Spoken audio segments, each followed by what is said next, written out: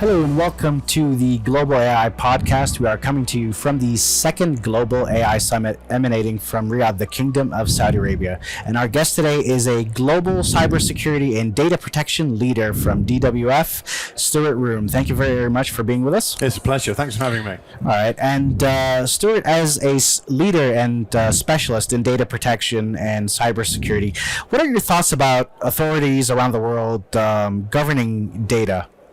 Yeah, it's a necessary component of it. So if we were to take the European data protection regime as an example, people would have heard about the GDPR.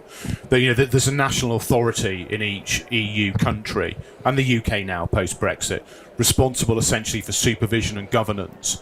So it's important to have that, and it stands in the middle of so many vested interests and concerns. So you've got the citizen. Okay. You want your people to be happy. They want to have trust and confidence. The economy needs to be confident about how the regime is building. Then of course you've got the government and the state and the public authorities.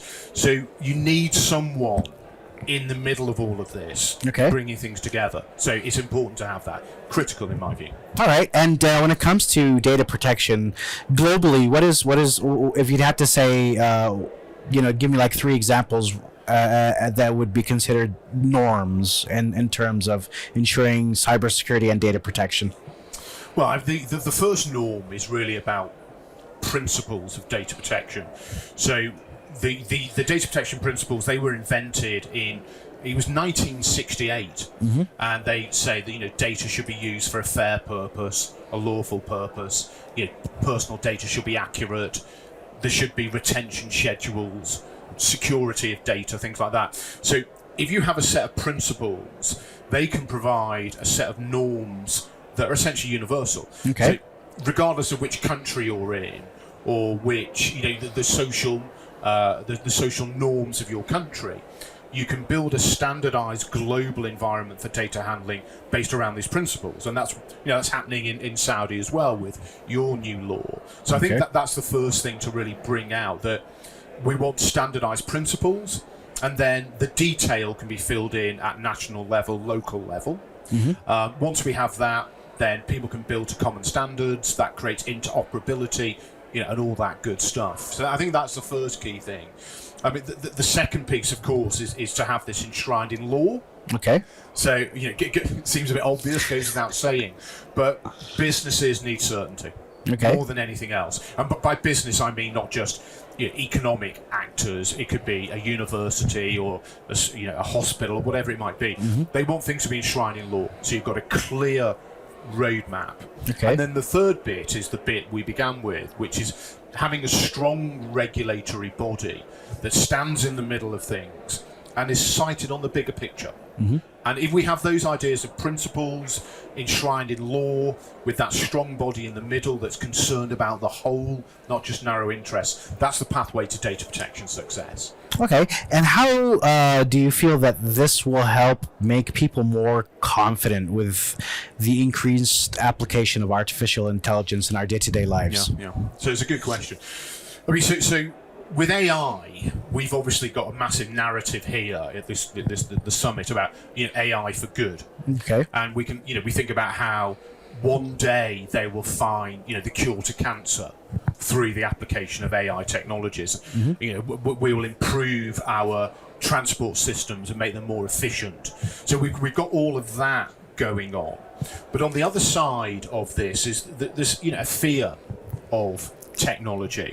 Data protection law itself was invented because people were afraid of technology. So they wanted something in place in order to create controls and mitigations.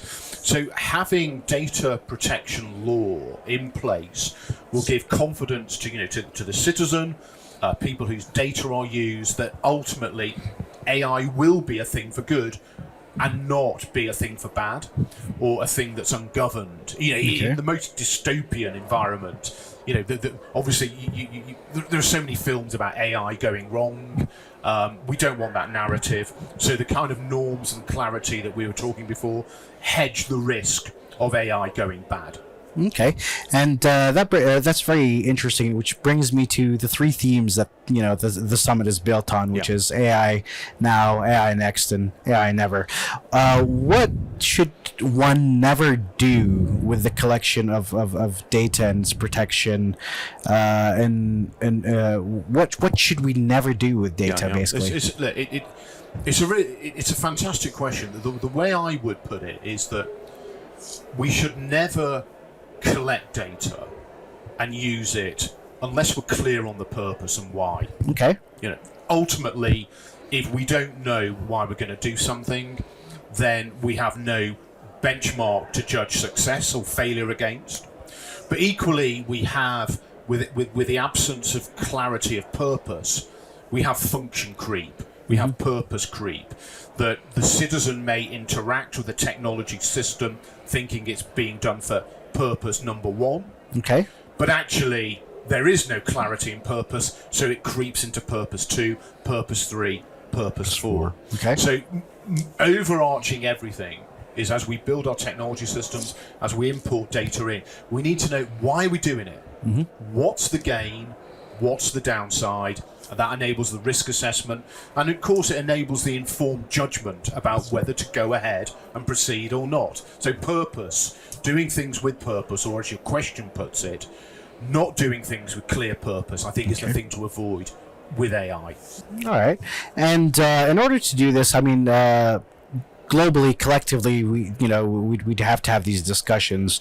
And for example, the Global AI Summit being held in Riyadh is bringing together entrepreneurs, decision makers, professionals in the field of artificial intelligence, for dialogue in order to having AI for the betterment of humanity. So what are your thoughts personally as a specialist coming into a global summit that's dedicated for the artificial intelligence? I mean, these events are mission critical to the development of AI for good globally.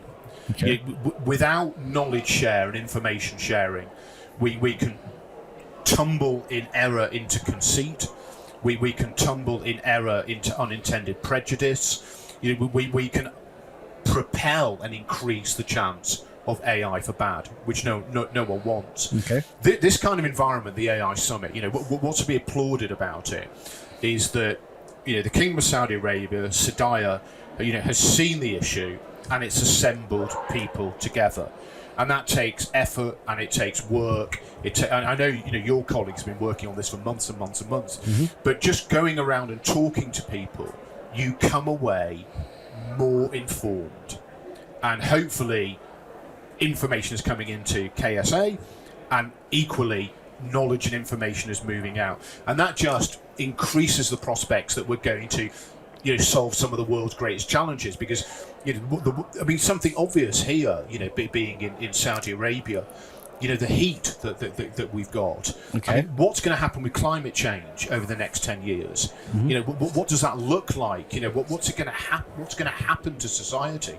And we need as many global brains thinking about these issues. And AI is going to be part of this, the solution if we get there to, climate catastrophe. Okay. So you think about the big wins that these conferences can enable with little small steps.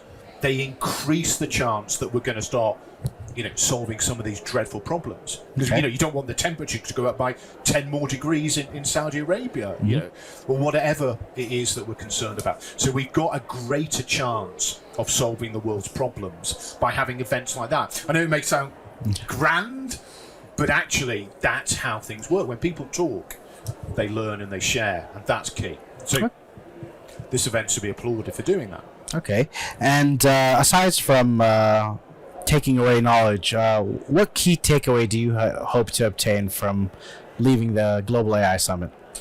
So I don't know whether to put it as a takeaway, but I'll tell you the thing that I've seen here, which has given me, the most, personal joy and interest.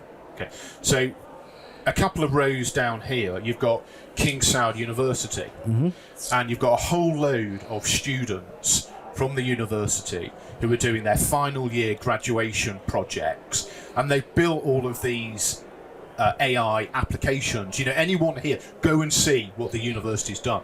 It's absolutely brilliant. So these are youngsters who are embracing technology, that they're learning new skills, and what they've built is just fantastic.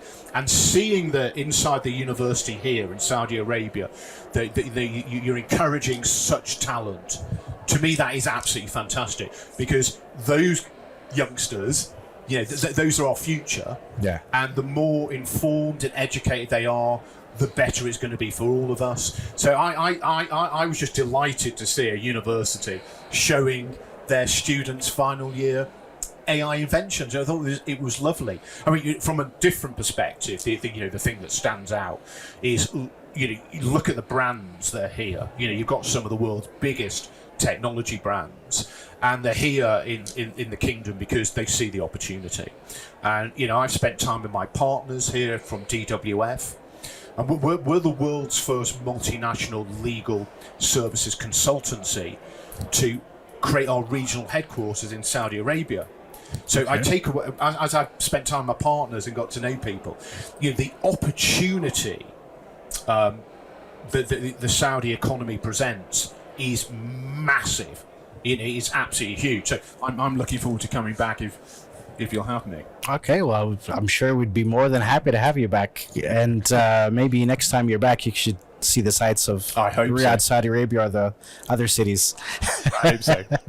And that's all the time we have for today's episode. I'd like to thank you very much, Stuart Room, for being with us on this episode. It's a pleasure. Thanks for having me. All right. And tune in to our next episode of the Global AI Podcast, emanating from the second Global AI Summit.